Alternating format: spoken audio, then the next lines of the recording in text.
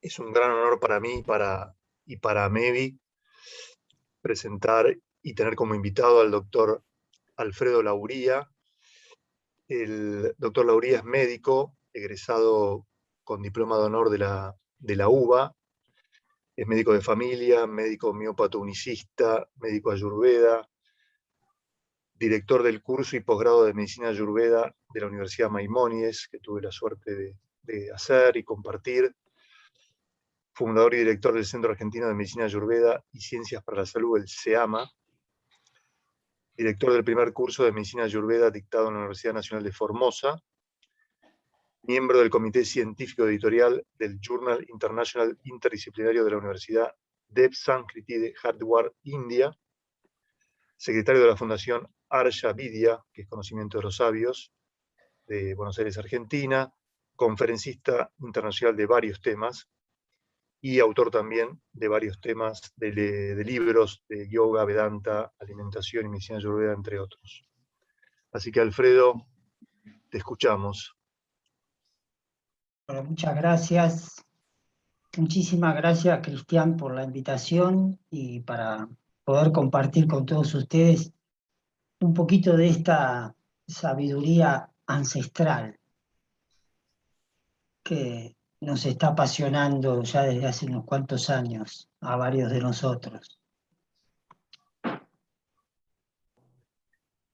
Vamos a poner a compartir la pantalla.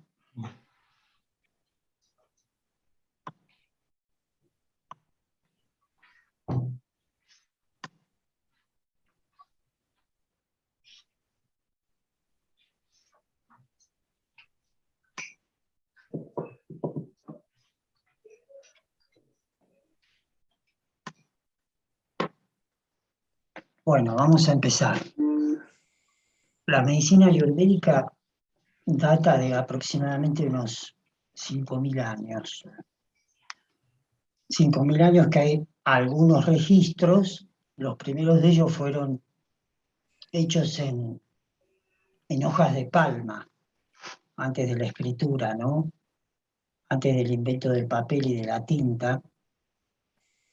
Yo tuve la suerte de ver algunas de esas escrituras, están en la biblioteca de una universidad a la que fui varios años por distintos motivos, algunos formativos, otros para hacer entrenamientos intensivos y otros por seminarios internacionales y congresos.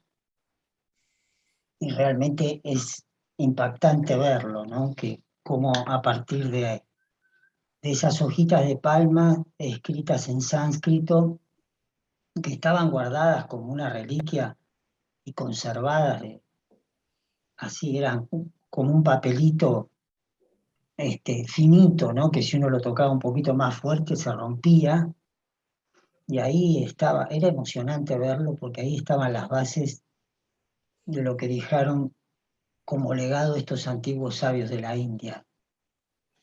En realidad el origen de la medicina ayurvédica en cuanto a su tiempo se lo disputa con la medicina china, porque son las dos culturas más antiguas que hay. Y yo aquí puse esto de medicina ancestral y transcultural, porque en realidad la medicina ayurvédica nace en el marco de una enorme cultura. No es solo una corriente filosófica o una escuela de pensamiento, sino que nace en una cultura que es la cultura védica, o ahí Sanskriti. Cuando Cristian me presentó, estuve la suerte de participar en el Comité Internacional delegado por Sudamérica. Fui del Comité Internacional de una universidad que se llama Dev Sanskriti. Sanskriti quiere decir la cultura que está relacionada con el idioma sánscrito. Y ese es uno de los obstáculos que tenemos para aprender aquí en Occidente la medicina ayurvédica, porque fue escrita en su origen y sigue siendo estando escrita en sánscrito, ¿no? Es un idioma y una lengua muy especial que está capacitada como para transmitir un conocimiento de este tipo que llega a los niveles de comprensión más profundo y más alto. Entonces, entre las dos medicinas se llevan lo más antiguo que hay en el planeta en cuanto a cultura médica y también ciencia médica. La medicina ayurvédica dentro del cuerpo de conocimiento, el Veda, que es esa segunda parte o segunda raíz de la palabra Ayurveda, Ayur significa periodo de vida o longevidad o periodo largo de vida, y Veda significa el cuerpo de conocimiento, el conocimiento. Entonces las dos raíces juntas serían el conocimiento de la larga vida o de la vida saludable. Ese origen tiene que ver con este idioma, como decía, que es un idioma codificado y que integra no solo lo físico, sino lo mental, lo emocional y también el aspecto más sutil, que es el aspecto espiritual, que aquí lo podemos como mencionar en la forma de conciencia. Y aquí, para empezar, algunas frases que son de William Osler y que tienen mucho que ver con el enfoque que tiene la medicina ayurvédica. Que dice, el buen médico trata la enfermedad, pero el gran médico trata al paciente que tiene esa enfermedad. Y la otra es que nos interesa mucho más en el Ayurveda saber qué tipo de paciente tiene una enfermedad, a saber qué clase de enfermedad tiene un paciente. Es una medicina individualizada, personalizada, que valora mucho más la constitución psicofísica, los rasgos singulares y los rasgos en común que tienen las personas, de qué manera se desequilibran y de qué manera expresan ese desequilibrio. Eso sería la idiosincrasia, ¿no? La manera peculiar y única en cómo cada uno expresa ese desequilibrio. Entonces, ¿qué es lo que abarca el estudio de la Ayurveda? Como les decía recién, parte de un contexto individual y singular, aquellas cosas que tenemos en común y aquellas cosas que nos diferencian, en un contexto familiar, social y cultural. O sea, en el contexto amplio, en permanente diálogo entre la individualidad y lo social y el entorno, ¿no? El entorno, ya sea la naturaleza en su sentido amplio, con las personas que nos rodean, los semejantes, pero también los cambios en los ciclos naturales, los cambios, los ritmos que tienen que ver con las estaciones, que tienen que ver con el día, con la noche, con el viento, con el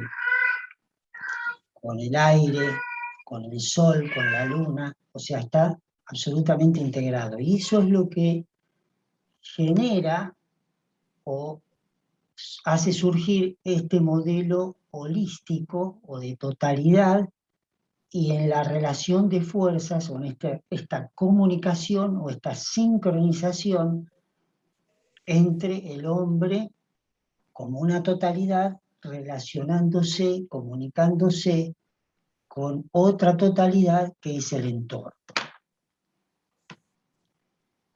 La base de toda esta ciencia descansa sobre el concepto de los 5 elementos.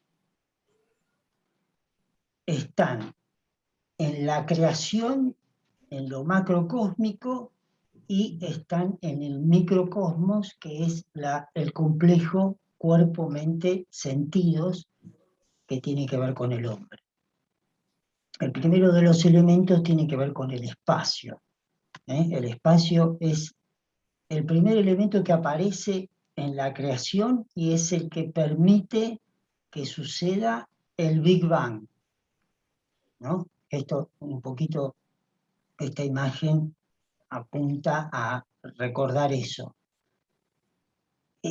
La aparición del espacio permite la aparición del tiempo y del aire. Simultáneamente se manifiestan todos estos elementos, pero nosotros los vamos a ir separando como para poder comprenderlos. El espacio es el primero de ellos. El aire, cuando explota esa gran explosión que llamamos en Occidente el Big Bang, hace que se expansione. De hecho, es el elemento de mayor expansión, el ubicuo, o sea, omnipresente, y es el que decía uno de los clásicos de la Ayurveda, el más antiguo de ellos, decía que es el lugar donde suceden las cosas. Es el lugar donde suceden todos los fenómenos de la naturaleza, incluyendo la impermanencia y la polaridad de la salud y de la enfermedad en el hombre. Luego aparece el aire con ese movimiento, sería esto que lo vemos en el Ayurveda en la forma de viento. Todos los órganos huecos, el oído, la boca, el intestino, todos los lugares donde hay espacio, hay aire. El aire es lo que mueve, el aire es lo que da dirección. Entonces es lo que va a tener que ver con el transporte, transporta los nutrientes, transporta los desechos y la eliminación. O sea que el aire tiene que ver con la nutrición, porque transporta todo lo que tiene que ver con los nutrientes, pero también tiene que ver con la eliminación. Una función muy importante. Estos dos elementos son invisibles. A partir del fuego empieza la claridad, se empieza a iluminar. Nosotros cuando estamos en una habitación a oscuras, encendemos la luz y podemos empezar a ver y a discernir y a discriminar cuáles son los objetos que se encuentran dentro de la habitación. De la misma manera, el fuego en el cuerpo físico permite la percepción de las formas, pero también de los colores. Es el único de los sentidos que permite ver colores. Porque formas, aunque tengamos los ojos cerrados, podemos llegar a deducir formas por el tacto. Cada uno de estos elementos tiene en forma potencial una fuerza que va a generar un órgano sensorial. En el caso del espacio está vinculado con el sonido y con la audición. Si no hay espacio, no hay posibilidad de que la onda vibratoria del sonido pueda viajar. O sea, viaja y se produce a partir del espacio. Y justamente el espacio que hay en el conducto auditivo externo hace que vibre la membrana del tímpano y luego se haga la transmisión ósea a través de el yunque, el martillo y el estribo, ¿no? Y después se transforma de una cuestión ósea en una cuestión de impulso nervioso. Entonces el espacio tiene que ver con el sonido, el aire tiene que ver con el tacto, porque si no hay cambios de presión, nosotros no podemos percibir el tacto. Si nosotros apoyamos la mano sobre un lugar y la dejamos, al principio sentimos la mano sobre la superficie. pero si la dejamos un rato, los receptores del tacto se saturan y uno la deja de percibir, es como que la incorpora. Si la movemos un poco, cambiamos la presión, el movimiento genera tacto. El fuego genera la visión, y la visión de los colores a través de los pigmentos. El agua tiene que ver con la nutrición, es el cuarto de los elementos que aparecen, y es lo que genera el sabor. ¿Por qué? Porque sin glándulas salivales no se puede diferenciar los distintos tipos de sabor, no se puede testear. Entonces el agua es imprescindible para el gusto y el sabor. Y por último, la tierra, que está vinculada con el olfato, justamente es lo opuesto a al mecanismo del sabor. O sea, se tiene que deshidratar para que aparezcan las partículas odoríferas que viajan en el aire, ¿eh? Y que son sólidas. Estos 5 elementos traen implicancias, pero ¿por medio de qué actúan? Actúan por medio de las cualidades que cada uno de ellos tiene. Y la unión de esos 5 elementos nos va a traer, fíjense, todo lo que producen a nivel de lo que se describe como las bases, ¿no?, de la Ayurveda. Van a generar doyas. Doyas son los biotipos. Esto muchos de ustedes lo deben haber escuchado porque está muy difundido, que son 3 los doyas que se describen en la Ayurveda: Vata, Pitta y Kapha. Ahora vamos a ver algunas cosas de ellos para poder entender un poquito más de qué se trata. Tiene que ver con los sabores. Los 5 elementos están relacionados con los sabores. La anatomía de los sabores tiene que ver con los 5 elementos. Tiene que ver con la mente. En la mente también se manifiestan los 5 elementos a través de sus cualidades y generan funciones diferentes que se tienen que sincronizar, se tienen que integrar, ¿eh? Están comunicadas todo el tiempo. Tiene que ver con factores de desequilibrios externos. Acá empieza el vínculo. Hasta aquí tenemos el biotipo, que tiene un cuerpo físico y tiene una mente, doyas, psicofísico y también la mente. Los sabores, que es el vínculo de los 5 elementos de los que constituyen los doyas con los 5 elementos que tienen que ver con los alimentos, con los sabores que tienen los alimentos, inclusive también las bebidas. Quiere decir que acá ya está la relación con el entorno, cómo podemos impresionar estos 5 elementos que hacen a la individualidad o al complejo cuerpo, mente, sentidos, a través de la alimentación con los sabores, a través de los factores de desequilibrio y a través de la relación con el entorno, que serían los ciclos naturales, esto que les decía recién. Nosotros no somos los mismos en verano que en otoño, que en invierno, que en primavera. No somos los mismos a la mañana, a la tarde, a la noche. Hay funciones que prevalecen unas sobre otras y están relacionadas también mucho con el entorno y con los ciclos biológicos. Empecemos por la tridoya, o esta teoría de los 3 doyas. Los doyas son fuerzas que se proyectan, y cuando se proyectan en el cuerpo generan funciones, generan acciones, generan karma, se llama en sánscrito, son acciones. Las funciones que tienen los doyas se revelan a través de la salud o de la enfermedad. O sea, cuanto más equilibrio, más cercano a la salud estamos.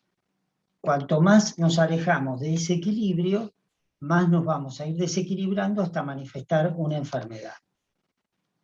Y son la combinación de los 5 elementos que se manifiestan como patrones repetitivos en toda la creación. Esto es importante porque el Ayurveda se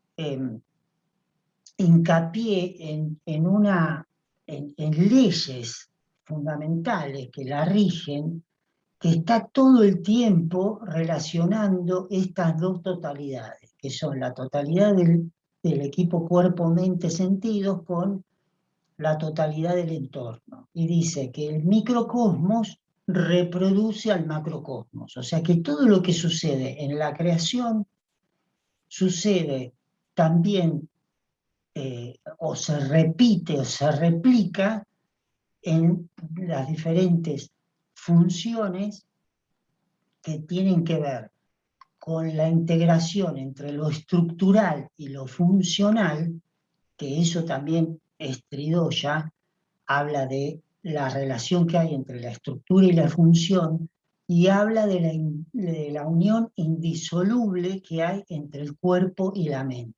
Hay una relación totalmente directa. Son manifestaciones de la misma energía, son manifestaciones de la misma inteligencia. La inteligencia que hay en la mente, dice la Ayurveda, es la misma inteligencia que está en los tejidos. Ellos habían llegado a describir como unidad anatómica y funcional del organismo a los tejidos. No habían llegado a describir a la célula. La célula es microscópica, no había instrumental apropiado como para llegar a ese nivel, sino que simplemente es una medicina de la observación, de la concentración, de la meditación de estos antiguos sabios que pasaban años y años concentrados y contemplando y hacían su formación de una manera residencial, residían con sus maestros de Ayurveda, vivían con sus maestros de Ayurveda, generalmente en zonas de montaña y de bosques, en contacto con la naturaleza, y era el lenguaje de la naturaleza y la conciencia oculta dentro de la naturaleza que se les revelaba como conocimiento para la ciencia médica. Entonces, lo que sucede en la creación no está divorciado ni separado de lo que nos sucede en el cuerpo y en la mente y en los sentidos. Por lo tanto, en la conciencia. Esta conciencia que nos habita a nosotros es exactamente la misma conciencia y la misma inteligencia que habita en la creación. 3 fuerzas, entonces, que cuando se proyectan generan distintas funciones. Las más importantes son estas. Vata, que quiere decir aquel que mueve las cosas, genera movimiento. Como cualidades, como es la unión del espacio y del aire, es frío, es seco y es móvil.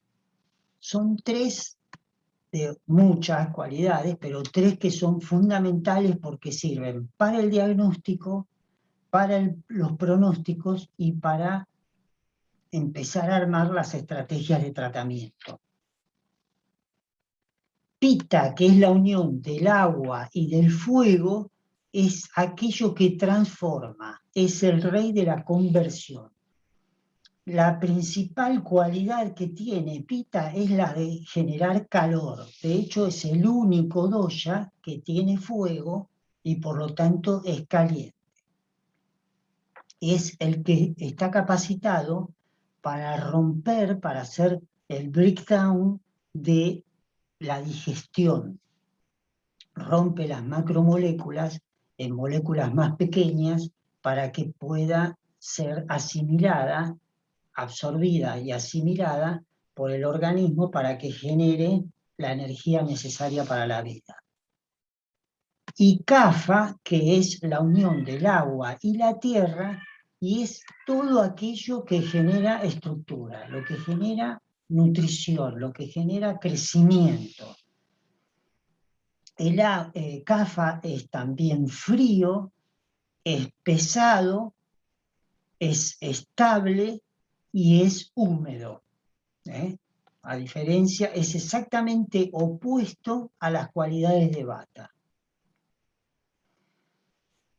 Esto que les decía recién, lo más importante es, yo le digo muchas veces a la Ayurveda, la llamo la ciencia de las cualidades, porque todo se basa en diagnosticar las cualidades, primero de los doshas, y después dentro de los doshas, cuáles son las cualidades que están afectadas, porque no todas se afectan de la misma manera.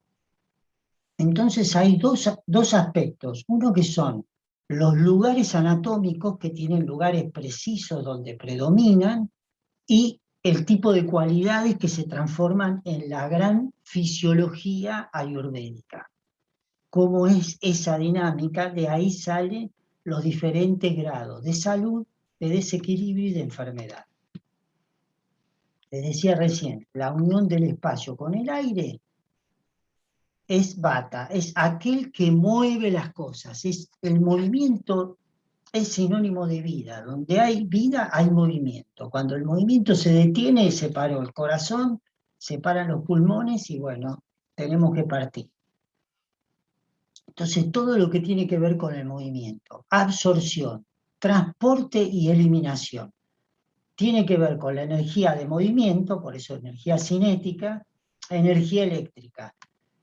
Lo que más se acerca a la anatomía y la fisiología de Vata es el sistema nervioso, en el aspecto funcional, porque en el aspecto estructural siempre está Kapha, ¿no? Pero el aspecto funcional es el más sutil de todos. El impulso nervioso viaja a la velocidad de la luz. La vaina de mielina hace que se acelere como un catalizador en la velocidad del impulso nervioso. Es liviano, es rápido, es móvil, es seco. Tiene todas esas cualidades que tiene Vata, por eso uno de los lugares fuera del intestino, que son los lugares más importantes de los doshas, que ahora los voy a decir, fuera del intestino, Vata, desde el punto de vista funcional, todo lo que es sistema nervioso es sumamente importante. En las enfermedades del sistema nervioso siempre está Vata. Aunque se haya afectado la estructura termina afectando la función. O primero se afecta la función y luego se afecta la estructura. Así que siempre se afecta primero Vata, y después, si eso se profundiza, Vata termina secando a Kapha, es decir, a la estructura, la termina secando. Secando quiere decir que la termina dañando, la termina afectando.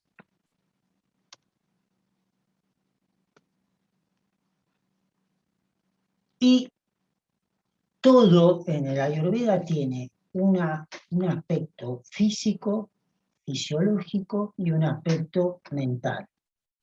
El aspecto físico de Vata, o una de las localizaciones más importantes de Vata, es el intestino grueso. Sería el abdomen inferior y la pelvis. Porque hay una fuerza ahí de Vata que está encargada de empujar hacia abajo. Y es la que se encarga de la micción, de la defecación, de la eyaculación, de la ovulación, de la menstruación, del parto, todo lo que empuja hacia abajo. Esa localización es la más potente de Vata. La más vital, o sea, la más sensible y la más vital, que si no está, no hay vida, es la que está acumulada en el sistema nervioso, lo que les decía recién. Esa se llama prana, que se acumula en el sistema nervioso y regula toda la fisiología del sistema nervioso, tanto central como periférico como neurovegetativo. Y la más potente es esa que empuja hacia abajo. ¿Por qué les traigo la foto de Charly García? Porque es típico de una una constitución, tiene una constitución física que se asemeja mucho a Bata. Las constituciones de Bata son o muy altos o muy bajos, pero son más bien delgados, son huesudos, se les nota muy bien los nudillos, son salientes, las articulaciones son salientes, tienen rasgos muy agudos, en general tienen nariz grande, tienen ojos chicos, oscuros, pero lo más importante que quería resaltar acá es la creatividad. Charlie tiene oído total, sufre por el oído total. En realidad es aquello que le da el talento que tiene para la música, pero también la desventaja es que siente y escucha la vida y el mundo de una manera tan exagerada, es tan diferente a la nuestra, que yo creo que eso también es una de las grandes cosas que lo ha afectado en su vida con sus adicciones y bueno, todas las consecuencias que trajo después, ¿no? Bata es el que está más conectado con la creatividad. En un segundo, como la velocidad del impulso nervioso, te baja ideas que son geniales, así como pueden ser composiciones, música, todo lo que tiene que ver con la creatividad. El problema es que cuando está desequilibrado, se dispersa de una manera que se atomiza, ¿no? No lo tenés como paciente, porque la cualidad que predomina en el desequilibrio de esa movilidad, cuando se exagera se pasa a la irregularidad. Bata es irregular, no se adhiere a ninguna rutina cuando se desequilibra. Yo les doy como estereotipos desde el desequilibrio para que se pueda entender mucho más para aquellos que recién se están acercando a esto, que si no es muy difícil de comprender, si uno va por lo que es normal, digamos, ¿no? Entonces, todo lo que tiene que ver con la comunicación. En la memoria, Bata es el que peor memoria tiene. Es el que capta la idea, pero si no tiene a un pita al lado que ilumina o pone el foco en aquello que es importante, y un CAFA que después lo organiza y lo memoriza y lo archiva, en una de esas se pierde esa creatividad, ¿no? Es el brainstorm, cuando se reúnen para hacer una tormenta de ideas. Bata es el creativo. Vieron que hay en las empresas en general de informática, de marketing digital y todo, están los creativos, los diseñadores, que bajan una información con una velocidad increíble. Pero si no tienen la organización, primero no tienen que es lo más importante de toda esa tormenta de ideas. ¿Cuáles son las más importantes? ¿Cómo las conectan entre sí? Ahí está Pita. Y CAFA es el que la termina organizando. Entonces, Pita, ¿qué quiere decir Pita? Es aquel que digiere, que transforma, que convierte a todas las cosas. Es la unión del fuego con el agua. Y es el principio de transformación. Son los millones y millones de reacciones químicas que tienen que ver con las enzimas a nivel digestivo, a nivel metabólico, los neurotransmisores, las hormonas. O sea, tiene un polo de digestión, de metabolismo, y la unión de lo metabólico con lo digestivo, con lo endocrino y con el sistema inmunológico, tiene que ver con Pita y tiene que ver con el Agni. El Agni es el nombre en sánscrito del fuego. Es aquel que puede iluminar y es aquel que puede quemar aquello que ya no sirve para conservar aquello que es valioso y que es como el nutriente.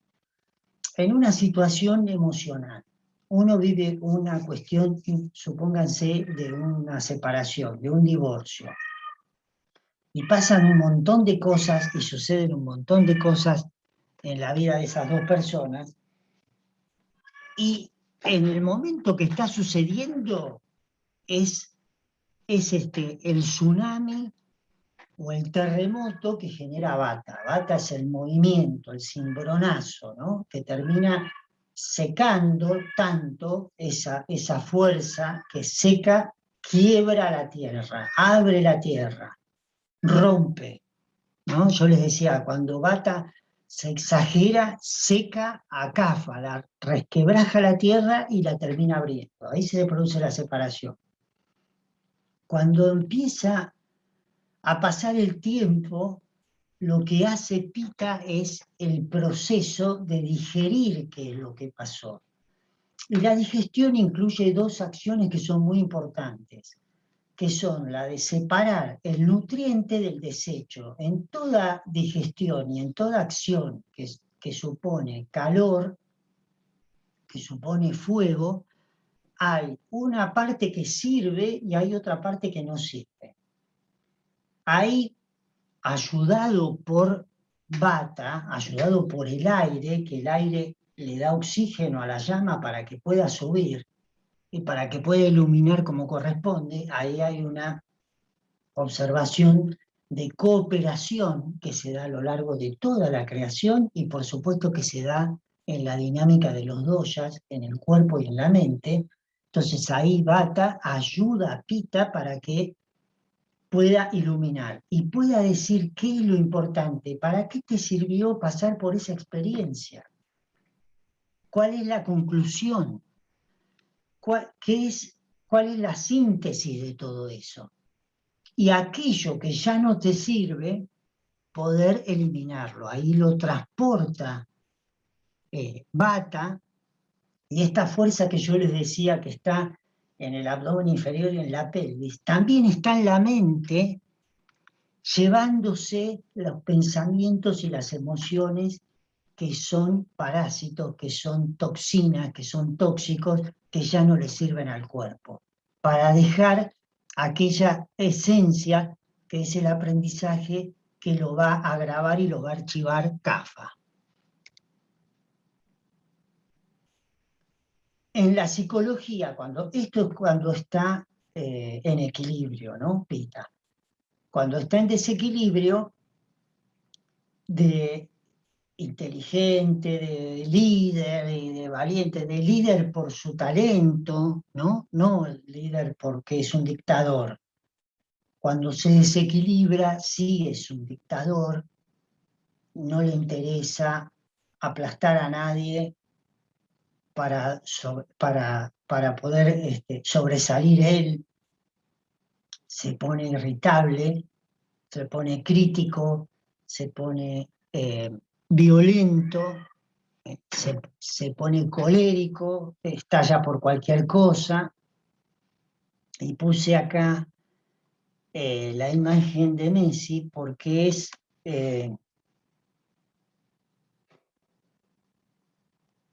se me fue. Porque Pita tiene que ver con la piel blanca o más bien rosada. Son los pelirrojos, ¿ven que tiene una cosa, un tono bien de pelirrojo Messi? Y son las constituciones más proporcionadas. Es decir, que hay una relación de proporción entre la cabeza, el tronco y los miembros. En cambio, en Vata predomina más la longitud de las extremidades por sobre el tronco y la cabeza. Y en Kapha van a ver que es lo opuesto. Pero una de las palabras claves para Pita es la intensidad y la competitividad. Por eso también lo traigo a Messi, ¿no? El talento, pero tiene un componente de bata muy importante. Messi por eso es liviano y eso también lo favorece para la velocidad que tiene para las gambetas y todo el talento que tiene, ¿no? Pero bueno, es proporcionado y tiene esta tendencia de esta cara como en forma de corazón, tienen generalmente el mentón con el hoyuelo, tienen distintos rasgos. Esto se estudia mucho en el Ayurveda en forma de cuestionarios para llegar muy detallados y todo. Esto es una charla como de aproximación, ¿no? Y Kapha es aquel que mantiene las cosas unidas. Aquí imagínense el agua y la tierra que forman el barro. Tiene atracción cohesiva y, y atracción viscosa. La atracción viscosa predomina en el agua y la atracción cohesiva predomina en la tierra. Imagínense cuando se juntan las dos, aquello que se queda pegado. Entonces tiene que ver con la estructura y tiene que ver con el sostén psicofísico. ¿A qué se dedica Kapha? Es la nutrición y la lubricación. Pensé que lo había puesto, pero es la nutrición, la hidratación, la lubricación y la reserva potencial de energía. Por ejemplo, el tejido adiposo es típico de Kapha, es blando, es como fofo, es liso en lugar de bata que es áspero, y es pesado, es húmedo y también es frío. Los rishis dicen, los antiguos sabios de la India dicen que Vata, hay dos cosas que son lo que más lo desequilibran. La desnutrición o la malnutrición, o sea, la falta de nutrientes y el frío. ¿Por qué? Porque hay una ley en Ayurveda, que ahora, después la puse, que dice que lo similar aumenta lo similar y lo opuesto lo pacifica o lo equilibra. Eso es, para hablar, es lo que rige todo lo que tiene que ver con la alimentación y los ciclos naturales dentro de la Ayurveda. Si ustedes tienen un predominio en su biotipo, digo predominio porque todos tenemos los 5 elementos y todos tenemos los 3 doshas, pero hay predominios, a veces de un dosha, a veces de 2 doshas, a veces de los 3 doshas. Lo menos común son los 3 doshas. Lo más común que seamos bidóshicos, que tengamos 2 doshas combinados, pero siempre uno de los dos resalta más que el otro. Y también están los unidóxicos, que es predominio muy marcado de uno solo. Si ustedes tienen, por ejemplo, un predominio de Vata, con estas cualidades que yo le dije, todo aquello que coman, que sea liviano, que sea frío y que sea seco, va a ser más de lo mismo. Entonces va a llegar un momento que, superado determinado umbral, eso les va a provocar desequilibrios y enfermedades.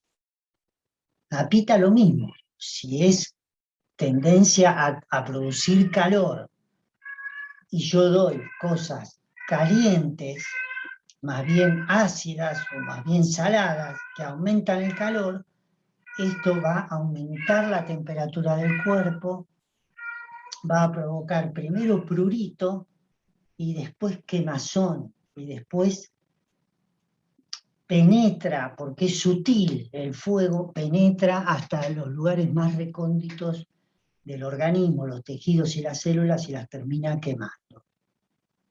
Y con Kapha lo mismo en cuanto a lo pesado, lo húmedo y también lo frío. Si yo como muy pesado, muy grasoso, muy aceitoso, muy untuoso, frío, y después hay relación con las estaciones, ¿no? Eso me va a terminar provocando desequilibrios y enfermedades. Para equilibrar todo eso, tengo que poner las cualidades opuestas a las que me llevó a enfermar. Acá tenemos una imagen que tanto el niño, o este pequeño, como su mascota, los dos son CAFA, fíjense, son estructuras grandes, ¿eh? Predomina más lo ancho sobre lo longitudinal o lo vertical. Son más del tórax, la cara bien redonda, fíjense los cachetes, y bueno, los pliegues estos de la estructura enorme que tiene, ¿no? Es calmo. ¿Con qué está relacionado? CAFA está relacionado con la compasión, con el amor, con la inclusión. Los CAFA tienen una mirada inclusiva, que incluyen al otro, que parece que lo están acariciando. Pita tiene una mirada inquisitiva. Pita tiene una mirada que es escudriñadora, es intensa y es penetrante. Lo pasa. Y CAFA tiene una mirada que es irregular, que es más bien fría, más bien retraída. Tiene mucha tendencia a que se le retraigan los ojos a Bata, que sean chiquititos y que estén por detrás. Por momentos, cuando está muy desequilibrado, Bata parece que estuviera ausente en la mirada. Tiene que ver con la compasión, tiene que ver con la empatía, tiene que ver con el perdón, tiene que ver con el amor. Es empático, es satisfecho, es organizado. Y acá está lo que les decía recién. Lo similar incrementa a lo similar y lo contrario lo apacigua. Entonces, lo seco aumenta Bata, lo caliente aumenta Pita y lo pesado aumenta CAFA. Para hacerlo resumidamente como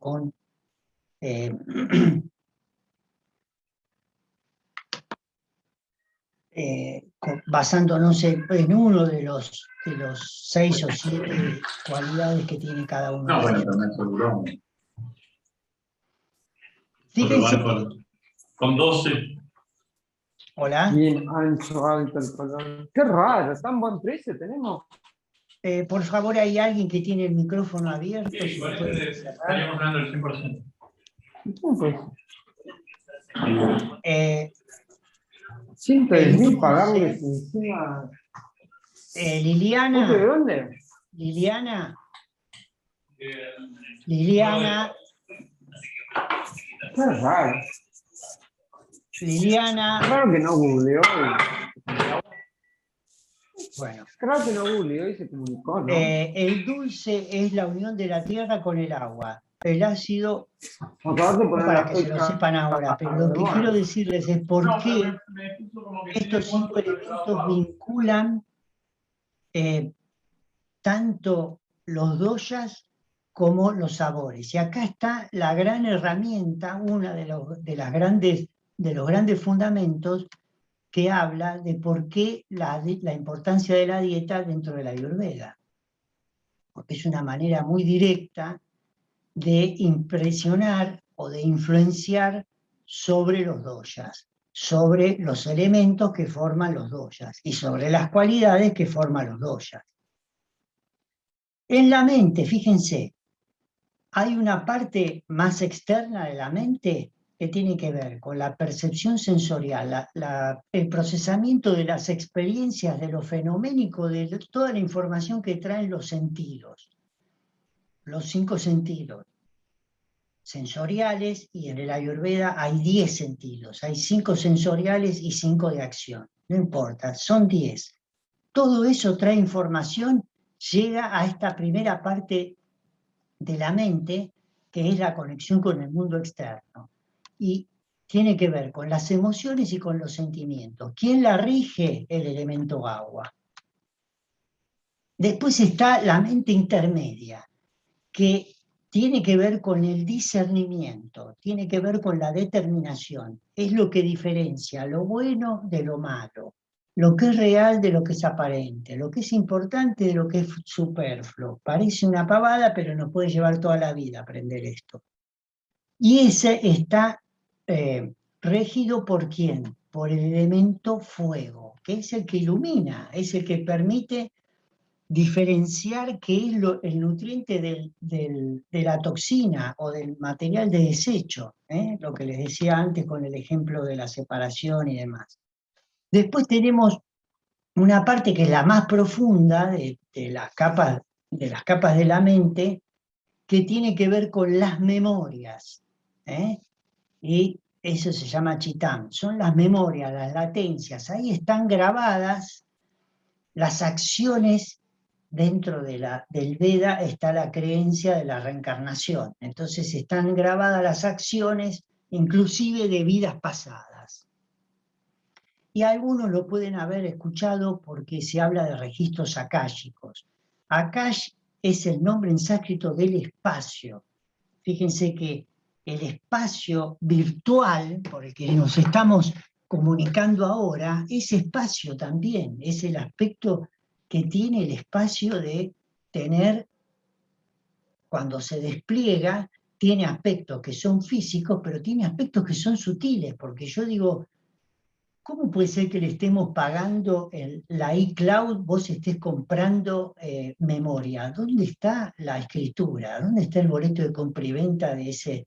¿Dónde está eso? Eso está en la calle. ¿Dónde está? Yo tengo que poner usuario y contraseña y llego a eso. Pero ¿dónde está? No ocupa un espacio físico y eso es el Akash. Eso es lo que los rishis ya lo habían descrito hace más de 5.000 años.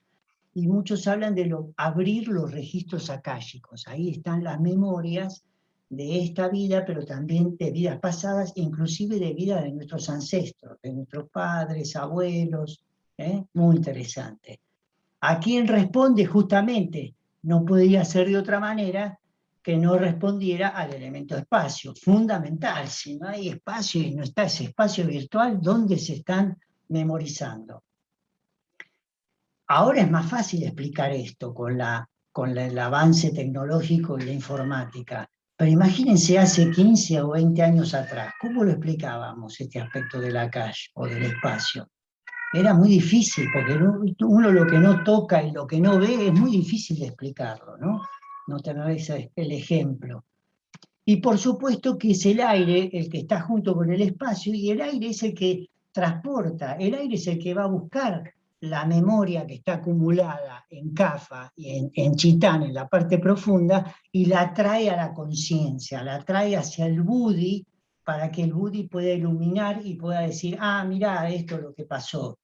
Por eso tiene tal adicción, por eso tiene tal depresión melancólica, Por eso está memorizado generalmente en esta parte que es inconsciente en las personas, digamos, no normales. En lo habitual, esta parte de la mente es inconsciente para nosotros. Y luego está el ego, el yo, que es el que procesa, el que produce la identificación con el cuerpo físico, con las emociones y con los objetos externos. Y es el que se atribuye todas las acciones, el hacedor de todas las acciones. Y responde al elemento más estable y más material de todo, más denso, que tiene que ver con la tierra. Y aquí tiene que ver con los ciclos. Le dice, esto es un cuadrito que resume un poco la relación con los factores de desequilibrio y los ritmos circadianos. Fíjense, Pita tiene un horario donde está más activo, que es entre las 10 AM y las 2 PM. Y entre las 10 PM y las 2 AM. Son 4 horas para cada uno de los 3 doyas. Tiene que ver con la mediana edad, o sea que Pita tiene que ver a partir de los 27 años aproximadamente hasta los 42 está súper activo. Es cuando nosotros organizamos nuestra vida, definimos la familia, definimos el trabajo, nos grabamos, nos imponemos o tenemos proyectos con ciertas metas, tiene que ver con esto, la competitividad, pero en el buen sentido también. ¿Y quién lo va a grabar? El verano. Fíjense que a las 12, cuando el sol está en el cenit, por eso dicen que el mejor horario para comer, el almuerzo, y lo sólido y lo más difícil de digerir, siempre es al mediodía, en el horario en que Pita está más alto, porque el sol externo regula a nuestro sol interno, que tiene que ver con el fuego digestivo, que tiene que ver con Pita. Por eso el Ayurveda recomienda no comer nada sólido una vez que el sol bajó, después del atardecer, porque ahí es más difícil digerirlo.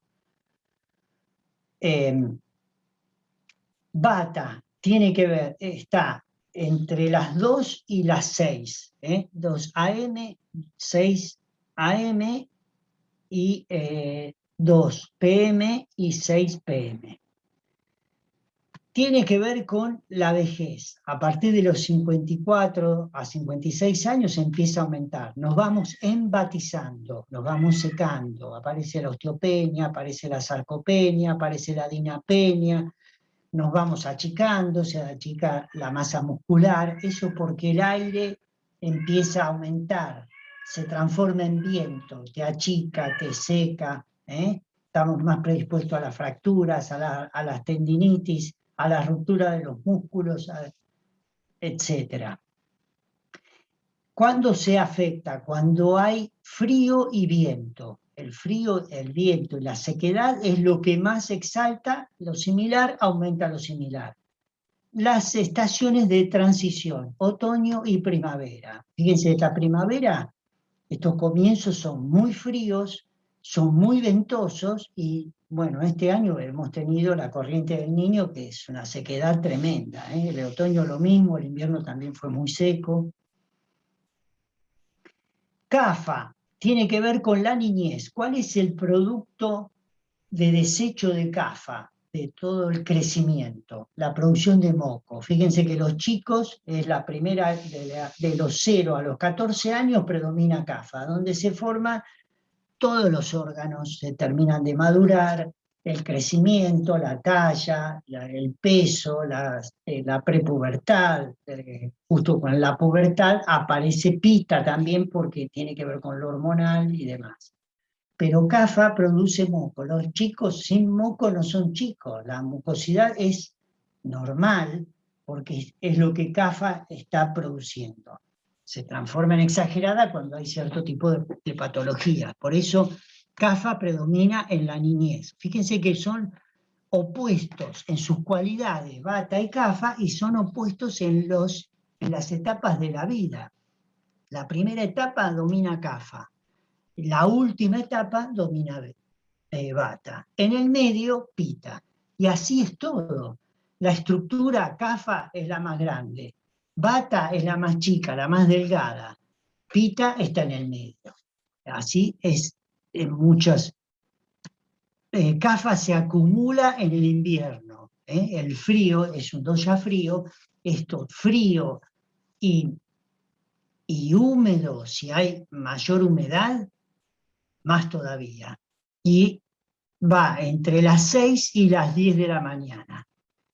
Acá también se definen los horarios, por eso dice, el Ayurveda recomienda, la actividad física para Kapha tiene que ser más intensa, porque es el que más resistencia tiene.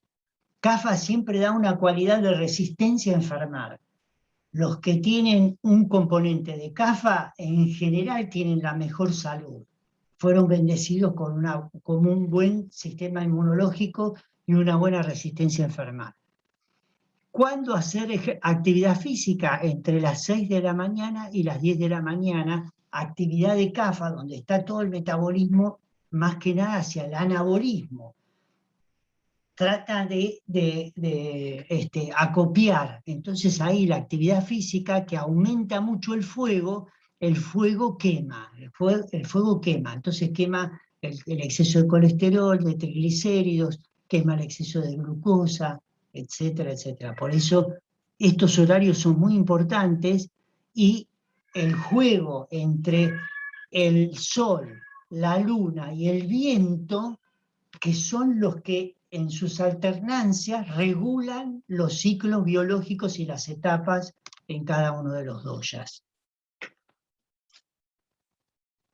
Entonces, fíjense los trípodes sobre los que se apoya la Ayurveda para tratar, para ayudar a mejorar la salud. Dieta, se llama Jara, vimos ya por qué. Estilo de vida, la actividad física. Bueno, la Ayurveda surge junto con el yoga, así que la actividad física más importante que recomienda el Ayurveda es el yoga, pero no deja para nada fuera la actividad aeróbica, incluye todo, la natación, todos los deportes, ¿eh? Y las distintas formas de acuerdo al tipo de doya, porque Vata es el que menos resistencia tiene una constitución débil, entonces hay que organizarle unas rutinas que tengan que ver con el doya. Y después está el tratamiento propiamente dicho con drogas, utiliza plantas, minerales, productos animales, se utiliza todo. Hay un aforismo de uno de los clásicos de la Ayurveda que dice: todo en el universo potencialmente se puede transformar en un medicamento, absolutamente todo. Se utilizan los minerales, se utilizan las gemas, las piedras, se utiliza, ¿cómo les puedo decir? La utilización de los cantos védicos, porque actúan por vibración, la meditación, por supuesto, que ahora les puse en la integración del yoga y de la Ayurveda.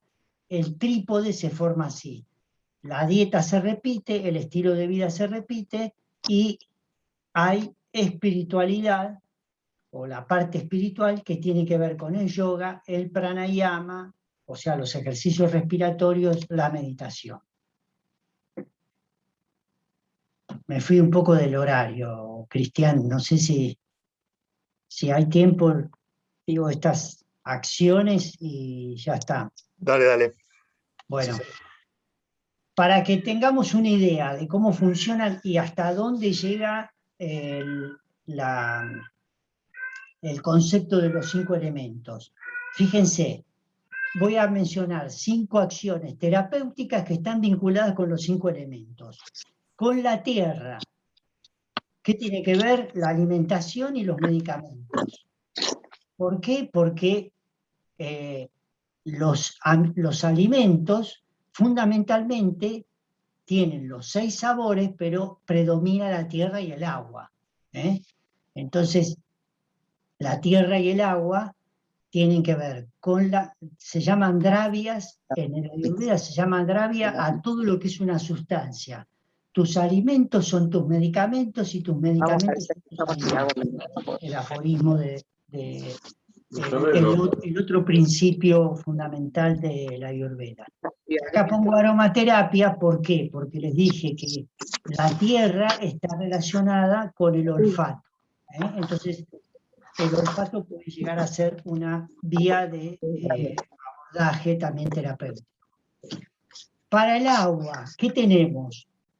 Los masajes. Acá se utiliza el masaje o la oleación con aceites tibios y medicados. Se hacen preparaciones muy sofisticadas con plantas, con minerales que se preparan en un aceite base y se aplican en forma de masaje también específicos. Spa le puse acá porque spa quiere decir salute per acqua en italiano, es la salud por medio del agua. De ahí viene la palabra spa, que se utiliza mucho en Occidente. Y tiene que ver con el gusto, como habíamos hablado recién. O sea, que tanto las bebidas, por ejemplo, y los sabores también están relacionados con el agua.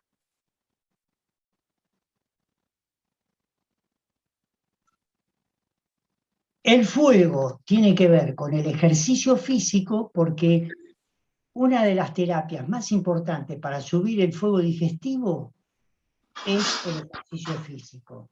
el fuego que activa la sangre y produce la contracción de los músculos, elimina sudor y nosotros transpiramos toxinas y transpiramos emociones a través de la actividad física. Todo lo que tiene que ver con el viveka, que es el discernimiento, y está vinculado con la visión. El aire, acá tenemos respirar para crear salud, los ejercicios yógicos de la respiración que se llaman pranayamas, y está relacionado también con el tacto, con el contacto. Por eso también el masaje está relacionado desde la piel, va directamente al sistema nervioso. Si los médicos que recuerdan que tanto la piel como el sistema nervioso se originan en la misma hoja embrionaria que es el ectodermo, y quedan vinculados de ahí para siempre esta sensibilidad, ¿no? Entonces, todo lo que tiene que ver con la respiración, el ritmo cardíaco, eso está regulado por el aire. Y para terminar con el espacio, que llega a ese espacio, además de usuario y contraseña, que tenemos ahora, la meditación, las plegarias, el canto védico. Son vibraciones que viajan por el iCloud. Si sabemos poner usuario y contraseña, yo digo, el usuario es saber cuál es el mantra adecuado. El mantra son esas pequeñas palabras que generan una vibración específica, un resultado específico a través de la vibración. Y la contraseña es la entonación correcta de ese mantra. Con eso llegamos al iCloud. Y esto es lo que me llevó a estudiar Ayurveda, entre otras cosas, y también homeopatía, porque no quería que me pasara lo que dijo Voltaire hace tantos años atrás. Son hombres que prescriben medicinas que conocen poco, curan enfermedades que conocen menos y que no saben nada del ser humano. Me veía en el medio de la nada, cuando estaba haciendo la concurrencia en clínica médica, en el hospital, estaba estudiando homeopatía en forma simultánea. No la terminé, la clínica médica, porque no la resistí por una crisis personal que tuve ahí, pero que tenía que ver con esta frase, ¿no? Fundamentalmente tenía que ver con esta frase. El Ayurveda me reconcilió con todo esto, ¿no? Por suerte después. Y después pude hacer la especialidad en medicina familiar. Bueno, muchísimas gracias por la atención. Espero no haberlos aburrido, espero que se haya entendido algo y estoy abierto a las preguntas o las dudas que pueda haber. Bueno, excelente, Alfredo, muchas gracias. La verdad que hiciste un resumen de punta a punta de la Ayurveda, la verdad que es fascinante, porque a mí siempre me fascina porque salta a veces de conceptos muy simples, contados como un cuento, pero después se meten en una profundidad que quedas como atónito, ¿no? Porque escuchando cómo todo se relaciona con todo. Y bueno, estaría bueno poder, de alguna manera, a mí en lo personal, y cierro y dejo abierto a preguntas, nos sirve un montón desde el punto de vista semiológico, y la verdad que cuando lo empezás a observar, que por supuesto hay que entrenar la cabeza de otra manera, ¿no? Pero las constituciones realmente se da bastante en la práctica médica, el tema de los doshas, que es lo que uno más, lo que es más fácil así de entender, y te sirve, ¿no? Para las prescripciones o para saber por dónde ir o por dónde no ir. Así que bueno, es fascinante. Obviamente siempre nos quedamos cortos pero bueno, ojalá. Bueno, la idea es que se queden con las ganas como para después Sí. seguir, ¿no? Sí. De seguir. Una cosita que viene a colación de lo que vos decís, Cristian. El Ayurveda te aporta una herramienta semiológica como nunca, porque se las tuvieron que arreglar los rishis, son los antiguos sabios de la India, ¿no? Sin ningún instrumental, sin ningún instrumental. Y entonces tenés una riqueza de abordaje frente al paciente y tan sutil, ¿viste? Vos fíjate que para ellos el tomógrafo, el ecógrafo, todo estaba en sus dedos, en su capacidad de mirar, en su capacidad de interpretar. Entonces te aportan una semiología que es un infierno, porque inclusive llegás a cosas que no te las diagnostica hoy en día una resonancia magnética, ¿no? Así Haciendo es. la salvedad de que bienvenida sea la resonancia magnética, la tomografía y el avance tecnológico, porque esto se suma. Acá es cuestión de sumar y no de restar o de excluir.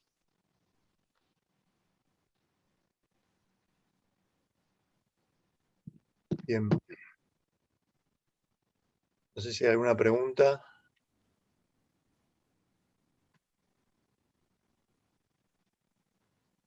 Si no hay preguntas, doctor Lauría, bueno, excelente exposición ante todo y muchísimas gracias, como siempre, por compartir sus conocimientos generosamente con nosotros. Mi pregunta es en la tercera edad, ¿no? En esto que usted dijo que por ahí el biotipo más predominante, y corríjame si me equivoco, es el Vita, ¿no? ¿Bata? Bata. El Bata. ¿De qué alimentos podríamos en esa etapa, para ser como prácticos y dar ejemplos puntuales, podrían ayudar a esa etapa de la vida de las personas en ese momento? Mira, no podés decir en forma general, para Bata, en la tercera edad, tiene que comer esto, esto y esto. ¿Por qué? Depende de en qué estación estás. Okay.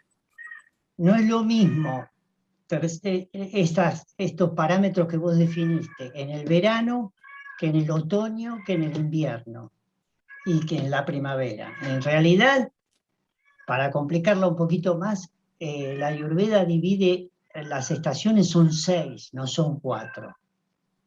Tienen, y duran 15 días cada una, no duran 30. O sea que se multiplica, se amplía, ¿viste? Cuando vos agregás en la matemática de la informática, cuando agregás un solo parámetro, el efecto es multiplicador, ¿viste? Que se abren un montón de circuitos. Mucho.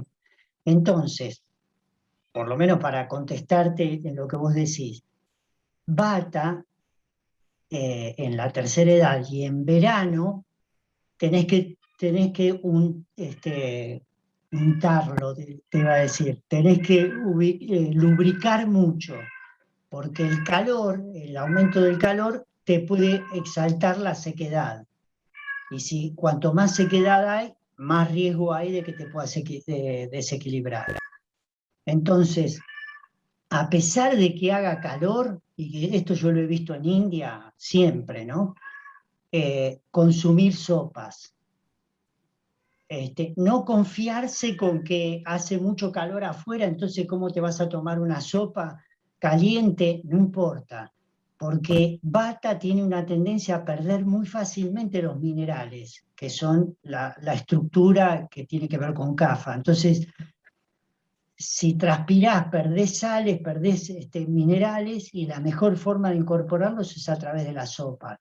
Entonces, líquido, caliente, untuoso, pesado en el sentido de que tiene que ser lubricado, ¿no? Que si tenés el colesterol alto le vas a poner 1 litro de aceite, pero tener esas dosis.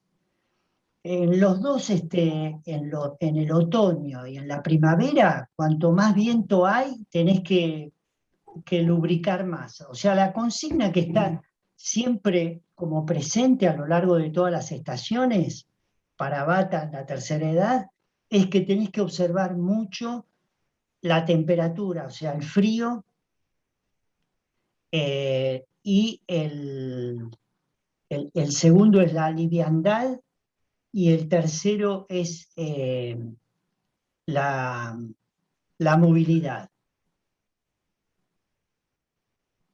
Entonces tenés que dar lubricado, hidratado, lo frío, lo seco y lo móvil. Serían las tres cualidades más importantes que tenés que observar. Y hay después, bueno, no sé, hay distintas cosas intermedias, pero no sé si te contesté la pregunta, si no, Sí, sí, sí, muchas gracias. no de nada. Estoy pensando, por ejemplo, en el aceite de oliva, puede ser cuando usted habla de lo lubricante, lo untuoso y... Se utiliza mucho el ghee, que es la mantequilla Sí, clarificada, sí, sí. el aceite de oliva, el aceite de coco, el aceite de sésamo. El de sésamo es calentante, el de coco es enfriante. El de coco es el mejor para pita. El de sésamo es bueno para bata, es el mejor para bata. Y el de mostaza es el mejor para cafa, porque es calentante, pero también es picante. Y Ah, cafa se equilibra con el picante. Abata el picante, si lo das en exceso, lo va a agravar porque el picante tiene aire y fuego y es el que más seca, es el más secante de todos. Entonces, si bata ya tiene tendencia a la sequedad, con mucho picante lo vas a secar. sí, sí, clarísimo. Muchas gracias. No, de nada. Gracias por tus palabras, Inés, que me decís. No, ¿Vos me escuchaste en otra oportunidad? Porque me no, dijiste, no, es la primera vez, pero sí porque me he dijiste gracias tenido, por compartir, porque muchas veces me sí, dijeron por compartir el conocimiento, y yo dije, me habrá porque escuchado en vi algún que, otro lado. no, porque vi que es autor de muchos libros, de los cuales prometo leer, y bueno, y me parece que es una persona que, como Cristian ya nos anticipó, tiene mucha sabiduría y conocimiento en el tema, así que para nosotros como miembro de la Asociación Argentina de Estilo de Vida, es un placer tenerlo. Gracias, muchas gracias. Gracias. Cristian es muy amigo, por eso habla muy bien de mí.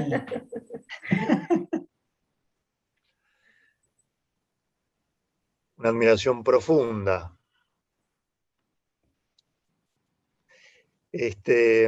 Sí, bueno, cuántos conceptos, ¿no?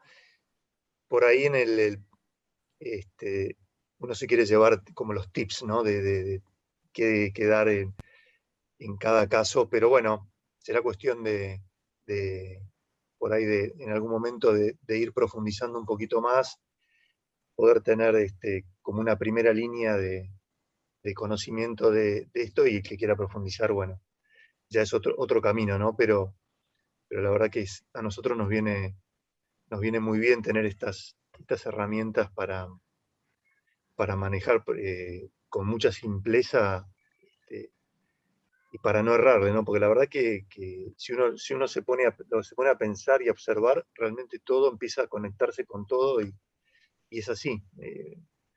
Lo que pasa es que hay que tener un gran poder de observación, pero bueno, a nosotros, obviamente en la asociación nuestra, estamos en ese camino, ¿no? Sí, De buscar los 6 pilares. Yo siempre digo que Ayurveda es la medicina de estilo de vida antigua, ¿no? Es como la madre de todo lo que estamos haciendo. Así que sí, está pero bueno conectarlo. es increíble cómo las leyes de Escudero fueron enunciadas en el Ayurveda.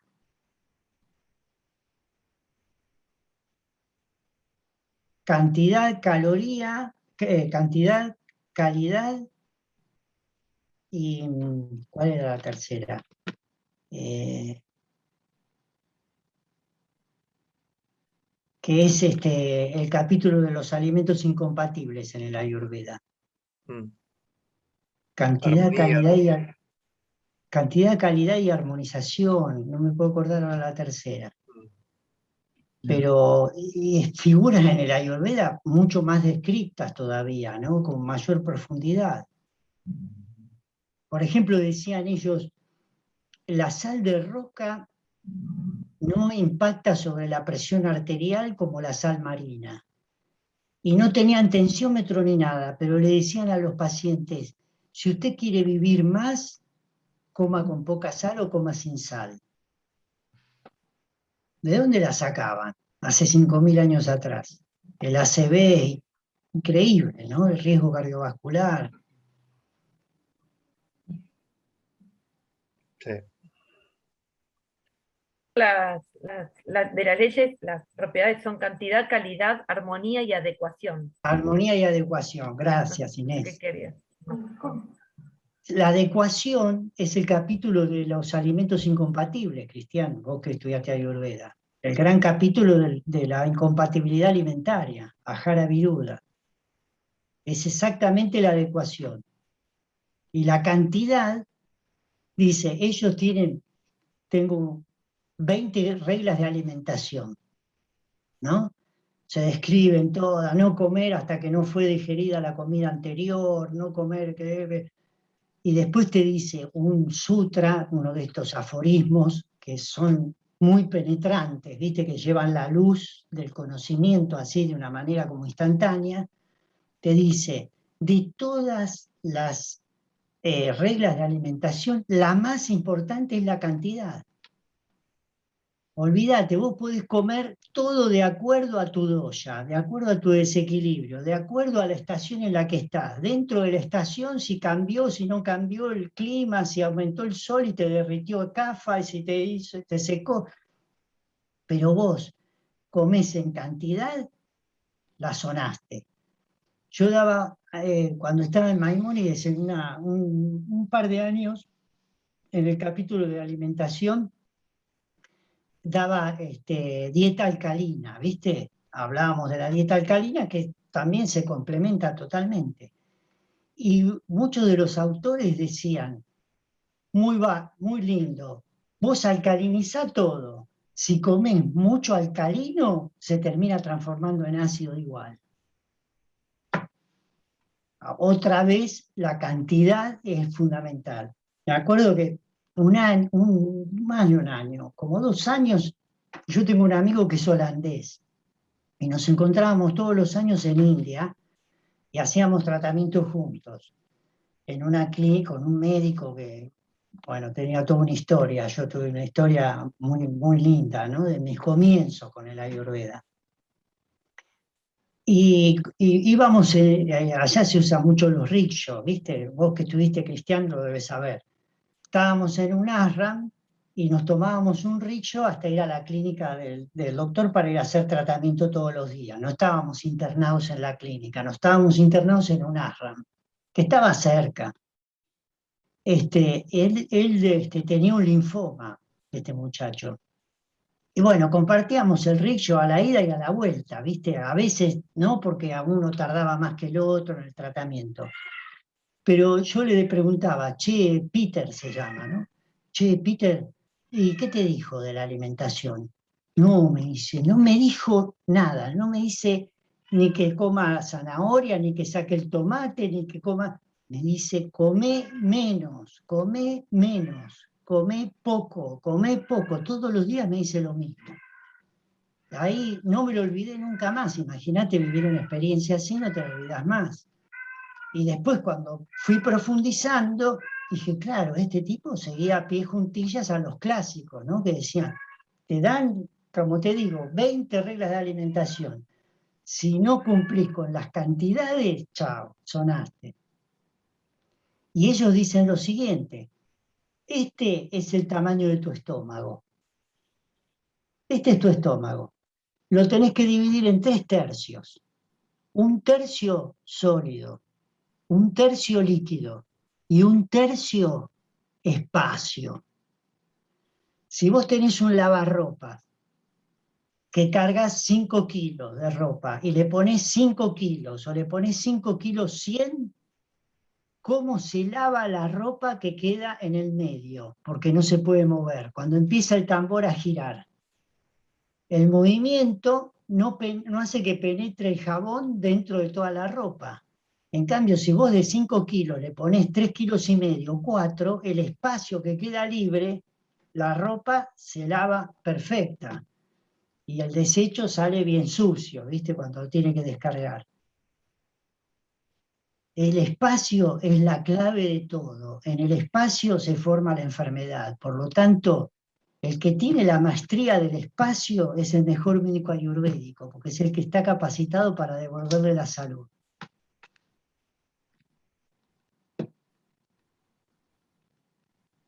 Impresionante. Excelente este concepto. ¿Sabes cómo Hace generás? pensar. ¿Sabes cuál es una de las técnicas terapéuticas que más espacio genera en todo el organismo, y el espacio virtual? Primero el espacio virtual, después el físico. el ayuno. Vos le das menos comida, le das menos espacio, el espacio está ocupado por aire, y ese aire lo mueve al fuego hacia los tejidos para que queme el exceso de los doyas que están acumulados en los tejidos porque nosotros estamos sobrealimentados. Entonces, viste, es la sincronización y la integración que hay. Ellos hablaban de cooperación, procesos de cooperación. La cooperación es la inteligencia de la integración. Si vos querés encender un fuego y que la llama suba, ¿qué haces? Lo apantallás o le pones un secador de pelo que es aire caliente y vas a ver que la llama hace esto. Lo mismo pasa en el organismo. El aire que tenemos en el intestino ayuda a que la llama que tenemos del ácido clorhídrico, que es el exponente del fuego en el cuerpo, y las enzimas del intestino delgado, donde confluye el páncreas y el hígado y la vesícula biliar y las enzimas de la barrera intestinal, de la pared intestinal, el aire que está ahí es clave para que ese fuego pueda funcionar bien, que pueda romper, ¿viste? Que pueda digerir. Pero después ese fuego va hacia adentro, va hacia los tejidos corporales, va hacia el músculo, va hacia el plasma, va hacia el tejido sanguíneo, va a la grasa, va al hueso, va a la médula ósea, al sistema nervioso de relleno, que es el tejido conectivo y el sistema inmunológico del sistema nervioso, y va al aparato reproductor. Cuando vos ayunás, permitís que ese espacio sea ocupado por una regulación sincrónica entre el aire y el fuego. Y eso es lo que te ayuda a terminar de degradar lo que no se digirió y quedó como material parcialmente digerido o no digerido, que se llama ama en la Ayurveda, que es la molécula de toxina, que es una molécula muy compleja, que tiene de todo, tiene hidrato de carbono, tiene lípidos, tiene proteínas, tiene antígenos, tiene anticuerpos, tiene complementos, tiene minerales, ¿viste? Tiene de todo, tiene estrés oxidativo, todos los productos del estrés oxidativo, dióxido de carbono, tiene de todo. Doctor, una consulta. El ayuno, Claudia Lugo le habla. Sí, Claudia. Fui alumna de usted en algún momento. Sí, Dice, no, me suena un montón. Sí, alimentación ayurvédica. ¿El ayuno de cuántas horas debería ser? Qué buena la pregunta. Como siempre en la Ayurveda depende del dosha. Vata es el que menos puede ayunar, menos días, horas. A Vata le viene bien lo que está de moda ahora, que es el ayuno intermitente. ¿Viste? Horas. Saltearte la cena. Aparte quiero aclarar otra cosa. En el Ayurveda, ayuno no es lo que se conoce como, en forma literal, ausencia de alimento. No es que no damos alimento, por eso nosotros lo llamamos más procesos de desintoxicación o tratamientos de desintoxicación. Saltearte una comida ya es un ayuno para la Ayurveda. Tomar una sopa que esté de acuerdo al dosha, en el horario y todo, es ayunar.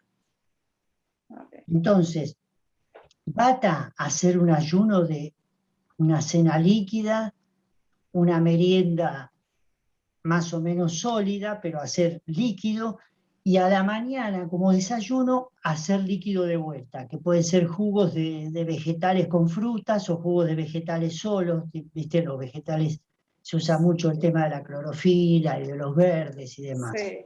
Y recién que incorpore algo sólido en el almuerzo, ¿no? Suave. Ahí pasan un montón de cosas. A partir de las 12 horas pasan cosas, a partir de las 15 horas de ayuno pasan cosas, a partir de las 18 horas de ayuno pasan cosas. después de las 18 horas a 20 horas hay estudios que dicen que hay regeneración de las células madres.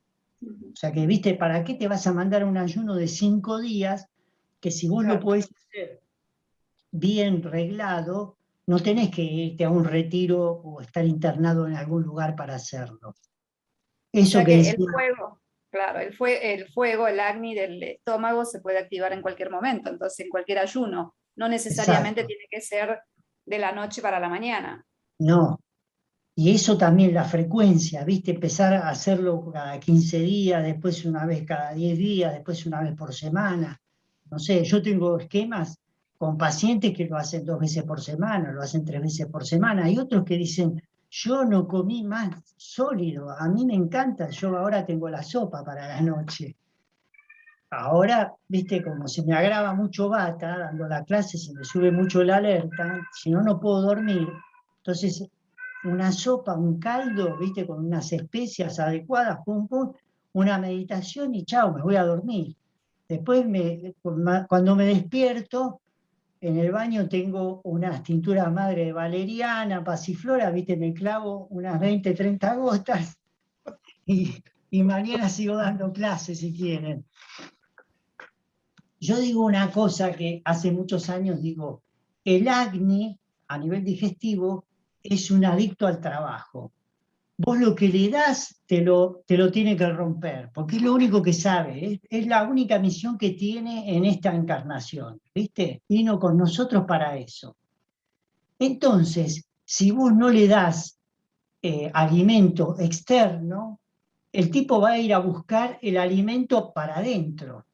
Entonces empieza a digerir. Lo bueno es que tengas un bata que no esté desnutrido. Vos tenés que hacer una evaluación primero del grado de nutrición que tiene la persona.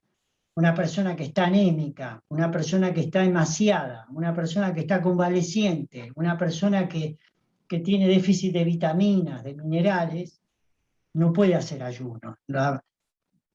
Los niños no pueden hacer ayunos, las embarazadas no pueden hacer ayunos. O sea, hay una serie de cosas que hay que contemplar, pero el acné se termina digiriendo a tus propios tejidos, o sea, se produce la autodigestión.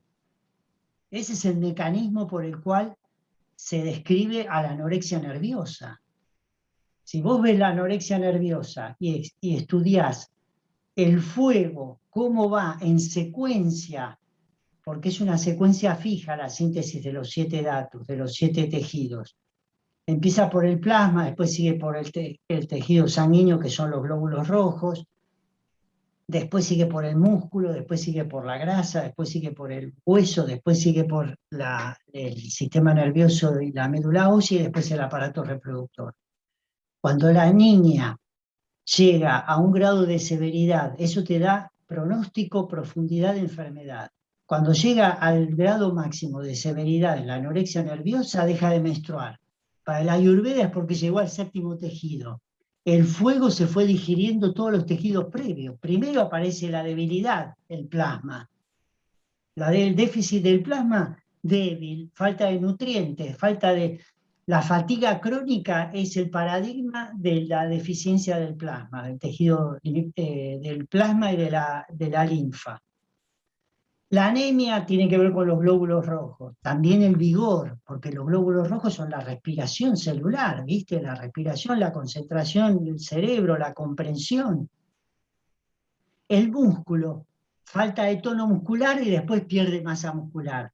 Después se le va el tejido, le pediste colesterol, tiene 100, 110. Triglicéridos 20, 30, 40 de triglicéridos, no tiene grasa. Los huesos se le ponen débiles, empieza a perder también calcio de los huesos, calcio y fósforo. Después el sistema nervioso se deprime, le deprimís el sistema inmunológico. Y bueno, por último, el tema de la amenorrea. Es una cosa increíble, te sorprende, ¿viste? A mí me emociona. Después de 25 años que hace que doy clase de esto, me sigue emocionando. y apasionando, ¿no? No tiene fin, no tiene fin. Sí, es verdad, es muy profundo y la verdad que es mucho para estudiar y para aprender y para poder adaptarlo también a la vida diaria. Son un Sí, montón de cosas que está muy bueno, pero bueno, hay que profundizar y seguir sí, leyendo para poder incorporarlo. sí. ¿Vos, Claudia, hiciste el taller de alimentación conmigo? Sí, sí, sí, sí. Que estaba Daniela Jejo. Sí, Uy, buenísimo, ese taller, hermoso. muy Fue bueno. hermoso, súper recomendable para si alguna vez alguien que está acá ahora escuchando que lo pueda hacer, si lo Sí, vuelven a repetir, sí, es increíble. lamentablemente con la pandemia no pudimos hacerlo, pero Fue un yo le antes y un estoy diciendo, después con todo lo que aprendí. Yo hice el instructorado de yoga y después, bueno, a través del instructorado fue que lo conocí a usted y ahí empecé ese curso que, ya le digo, es un antes y un después de todo lo que aprendí. En la alimentación, en las especies, en todo. Lo que cambia es increíble. sí, buenísimo, Súper buenísimo. Yo recomendable. estoy convenciéndola a Daniela para hacerlo virtual, ¿viste? Hacer Ah, videos, sí, porque se da para eso, ¿viste? Porque sí. Daniela es una capa. Y Fue alumna Daniela es mía de increíble, Maimónides, es una capa increíble. total. Sí, Y sí, es increíble. Daniela Jejo es una nutricionista que cursó conmigo en Maimónides, pero bueno, es una estudiosa impresionante, lo que sabe, y en el 2019 hicimos un taller de alimentación ayurveda entre los dos. Ella hizo también la parte práctica, yo daba la parte teórica, con un montón de platos y cocinamos ahí, degustamos, comimos, nos divertimos, la pasamos bárbaro. Y bueno, ahora yo lo quiero hacer en forma virtual y dice, mirá que yo soy un queso, que no le gustan las cámaras a Daniela, qué sé yo, le digo, bueno, no te hagas ningún problema, vos lo único que tenés que hacer es como si estuvieras dando la clase, del resto nos tenemos que ocupar nosotros y los técnicos, digamos, ¿no? Los que van a filmar. Pero eso está muy bueno como para que llegue a la gente, ¿no? Porque lo virtual tiene sus desventajas, pero la ventaja que tiene es que podés llegar a mucha más gente. Es Sí, es, transcultural lo claro, es virtual, es una vez que uno transcultural. se adapta, una vez que se adapta es bueno porque Sí, uno lo puede hacer desde la casa. Está bien que la presencialidad es otra vivencia, pero también la virtualidad ayuda un montón. sí, Antes que nada, está bueno, está bueno, igual se aprende también. sí. Bueno, Bueno, Bueno, hola, quería comentar algo. ¿Qué tal? Bueno, ¿cómo te gracias, va? doctor, por tan linda charla y tan motivadora de conocer cosas que no estamos tan acostumbrados, pero que bueno, uno va integrando y va viendo esta visión más holística y conectar con un poco con todo lo que estamos haciendo. Me gustaría saber cómo es el proceso, así como nosotros tenemos una secuencia que es recibir el paciente, interrogarlo, escucharlo, revisarlo y darle las indicaciones. En la medicina ayurveda, ¿cuánto tiempo se demora en que, porque tiene el paciente acá occidental tiene un montón de conceptos más parecidos a la medicina que hacemos nosotros, y creo que introducir esto en una persona en cuanto a la alimentación, los hábitos, debe llevar mucho tiempo? ¿Y cómo se arregla para motivarlos, explicarles? O sea, ¿cuál es la metodología? ¿Es consultas? ¿Cuánto tiempo lleva para llegar a un diagnóstico? ¿Cómo sería una cosa práctica? Sí, No sé si fui claro. sí, perfecto, perfecto. Bueno, es un temazo, ¿no? Ese porque también depende de la experiencia que el médico tenga. Al principio yo estaba 1 hora y media, 2 horas, ¿viste? Me acuerdo de una médica que estudiaba, que había hecho un montón de cursos de Ayurveda y no podía poner en práctica nunca la Ayurveda y volvió, le digo, pero Marita, vos ya cursaste de todo y viene a cursar conmigo en Maimónides, ¿no? Y en Maimónides yo había implementado el ver pacientes con los grupos de estudio, porque me parecía que era sumamente importante. Si no te quedas en una cosa teórica, ahí te ven cómo actuás, ¿no? Ya que me estoy quedando sin batería. Y ella me decía, 3 horas y media, termino agotada, un solo paciente. Digo, no, Marita, eso es imposible, ¿no? Tenés que ir a lo puntual, a lo más importante. Entonces depende mucho de la experiencia y también del tipo de paciente. El Ayurveda tiene una herramienta que es fundamental, que es la educación. Cuando yo hablo de lo transcultural, dentro de esta cultura, por supuesto que la herramienta para poder transmitir el conocimiento tiene que ver con la educación. Por eso a mí me estimuló mucho a hacer docencia, porque yo digo, con un paciente individual en la consulta, le explicas un montón de cosas, es enseñarle a comer, es meterte en la fase oral de la maduración psíquica, que es la primera de las fases de la maduración, es súper movilizante, es la relación primaria con la madre. ¿Viste? Entonces es muy movido esto. Entonces yo digo, acá es cuestión de empezar a generar conciencia, primero en los profesionales de la salud, primero en los médicos y en los profesionales de la salud, que eso es como el riego, ¿viste? Cómo se hacen los riegos por desborde, que se va llenando una terraza y va desbordando, y con lo que va desbordando va nutriendo al otro. Es el efecto así cascada, ¿no? Y por eso, como decía recién Claudia del taller, y hacer talleres. Y yo, por ejemplo, los docentes que tengo ahora en SEAMA, como no están dando clases en el SEAMA, están dándole clases a los pacientes. Agarran un taller de alimentación, dice, vamos a hablar sobre digestión y principales platos para mejorar la digestión. Taller, y se anotan los pacientes, y esa es la manera de llegar a varios pacientes y reunirlos. Por eso hay diferentes formas de abordaje, pero mínimo 1 hora te lleva a una consulta. Una consulta teniendo experiencia y todo, mínimo te lleva 1 hora.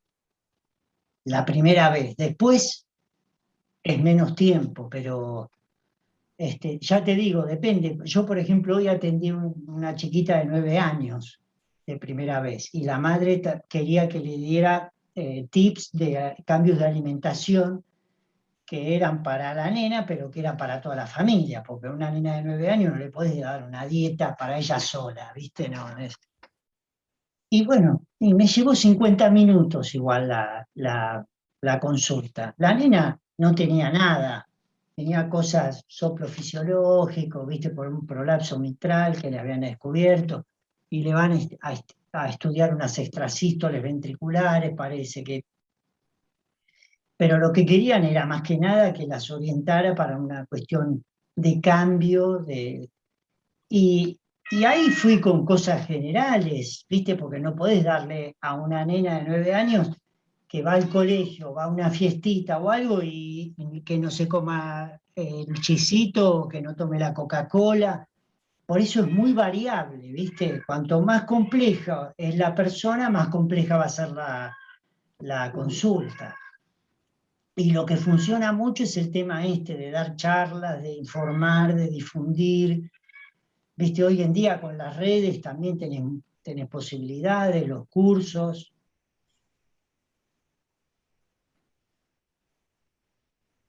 No sé si te contesté. Sí, sí, gracias. Sí, sí, sí, sí. Mirá, te voy a contar una anécdota. Una vez, uno de los primeros cursos, ¿no?, que estaba haciendo y que lo estaba cursando, y me habían convocado para dar algunas clases. Damos la clase de alimentación, ¿no? Viene la clase de alimentación, que es compleja, los sabores, esto, lo otro. Pasaron unos 20 días, un mes, era una clase semanal que teníamos en un curso, en ese curso. A la tercera clase o cuarta clase, después de esa clase de alimentación, levanta la mano un kinesiólogo que quería compartir lo que le había pasado. Y dice, mira, cuando diste la clase de alimentación, yo me quería ir, me quería levantar y me quería ir. Y decía, esto es imposible, este tipo está loco. Mirá si yo le voy a decir a una persona que deje de comer tal cosa y le voy a dar tal otra y le voy a dar... Estoy hablando del año 99, por ahí. Imagínense que de ese año a ahora lo que cambió los productores orgánicos y veganos y las cosas que hay ahora son, pero un elixir y un boom comparado con lo que había en los años 90, ¿viste? Que no existía nada de todo eso. La milanesa de soja era lo mismo que ir al zapatero y pedirle una suela y morder la suela. Eran horribles, ¿viste? Bueno, y dice, yo me quería ir, esto es imposible. ¿Saben de qué me di cuenta después de 3 semanas? Que el que no podía aceptar y hacer un cambio de alimentación era yo, no era lo que yo le iba a decir al paciente. Eso me partió la cabeza como docente, porque dije, te das cuenta que todo empieza por uno. El médico de estas disciplinas, como la de ustedes también, es una medicina que vos no podés prescribir nada si no lo probaste. Si no lo experimentaste vos mismo, si no sabes qué es lo que estás dando. Cuando vos das un tratamiento de desintoxicación, tenés que saber que si esa persona tiene conflictos psicológicos muy profundos. Yo les digo honestamente, les confieso, acá la mayoría son médicos, por lo que veo, ¿no? Así que estamos como en nuestra salsa. La dieta ayurvédica, cuando uno está en el sarampión de la ayurveda, no sabés la cantidad de pacientes con trastornos alimentarios que los sacás como si fuera que los sacás del closet, viste, que los sacás de la oscuridad y le desencadenás el trastorno alimentario. Yo me acuerdo perfectamente en este momento de una chica que vino a pedirme que le diera la dieta acorde a esto, a lo otro, y yo me mandé con todo. Al poco tiempo me llamó la familia, la piba estaba internada con un trastorno alimentario, le decíamos, pero comé esto, no, porque mi médico ayurvédico me dijo que no lo podía comer. Tremendo. Entre esa anécdota del alumno kinesiólogo y estas experiencias, viste, te va formando como para decir, ¿hasta dónde, viste? Tenés que tener, eso te lo da la experiencia, no está en ningún libro, viste. Y como me decía uno de mis, también fue maestro mío y me atendí con él y todo, médico de acá, pero que estudió en India y estudió en el centro Chopra, y él era oncólogo, ¿viste? De especialidad alopática, digamos. Y cuando me decía esto, es una medicina de la experiencia, Alfredo. Imagínate que yo con los oncólogos, con mis amigos oncólogos de la especialidad, siempre les digo, esta es una especialidad que no puede ser de la experiencia. ¿Qué hago? Me inyecto yo mismo todos los quimioterápicos para experimentar lo que va a experimentar el paciente. Y es un sesgo, ¿viste? Hay que tener. Pero esto, no, si vos mandás una desintoxicación, mandás un ayuno, tenés que haber pasado por eso para saber darle al paciente la contención adecuada.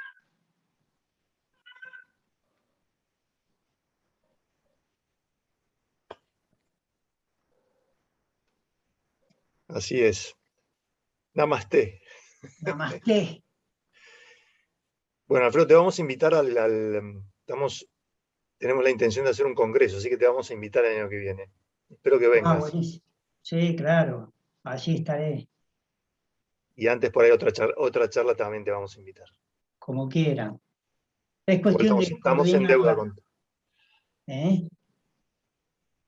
Pero bueno, está buenísimo generar mirá todos los que todavía estamos.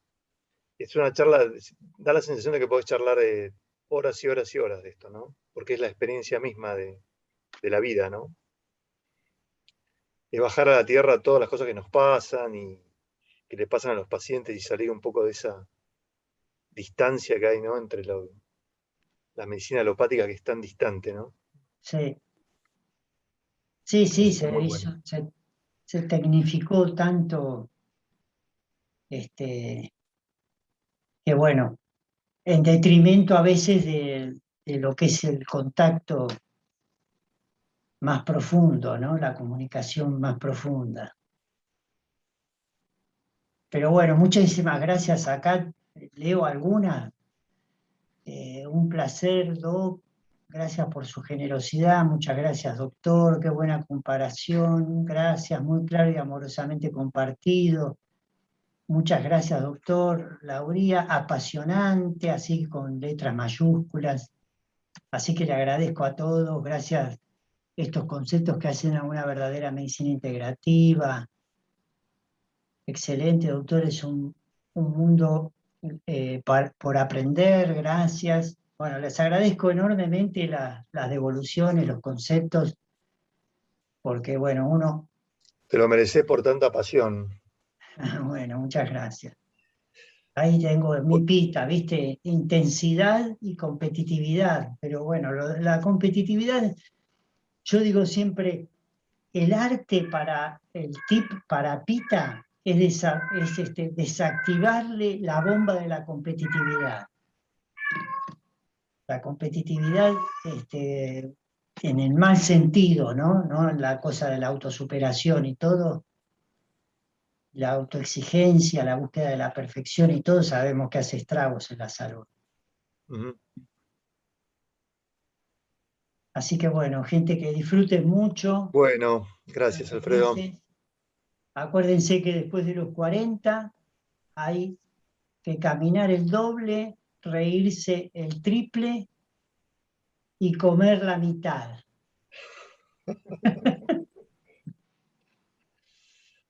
Así es. Bueno, vemos la próxima. Muchas Gracias, Nos vemos Alfredo. en la próxima. Gracias, Chao. Doc. Buenas noches. Chao. Gracias. Buenas noches a Saludos. todos. Buenas noches a Gracias. todos. Chao, chao.